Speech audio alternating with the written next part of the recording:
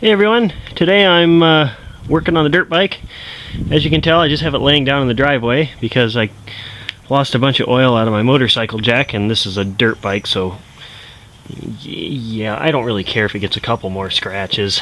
It's beat up, but I'm adjusting the rear shock preload, which you can see down here. There's a, let me get a better angle. It's really hard to see, but it's also really hard to get to. There's this top ring here, right there, that I'm moving. That's the top ring, and below it is the bottom ring.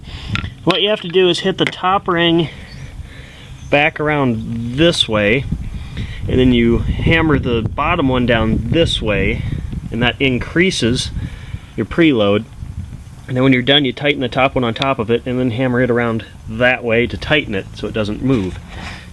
The reason for that is, from the factory, it's got almost no preload, and I am 200 pounds and I carry gear, so I really needed more pressure on that spring. So I'm going to go ahead and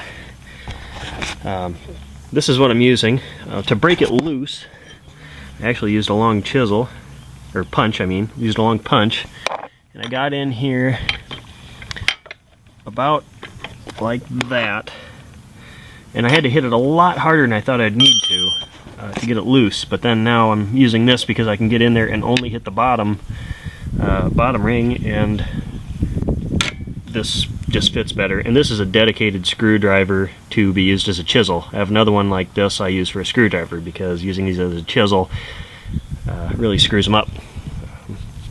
Handles tend to shatter too. It's kind of stupid, primitive Pete, but it works.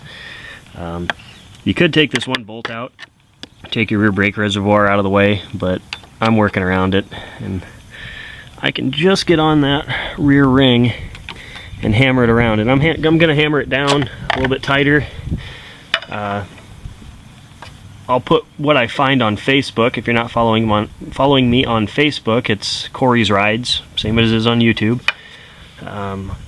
There won't be another video for it. I'll just, whatever I find is a comfortable setting for me and my gear, I'll put on there. And then there's not really a good way to measure it, but I'm probably just going to count the amount of threads visible on the side of the shock from the top. But yeah, it's just a little information if you want to try it yourself. To actually get that shock out, you got to take the whole back end off, and I didn't want to do that. So yeah. Really wish I had my motorcycle stand. Make this a little bit easier, I think, because you do probably want to take pressure off of that when you're increasing preload, because if you have that spring compressed, you're just fighting against it, and there's no pressure on it. Well, there is because it's a spring, but the least amount of pressure possible on it right now.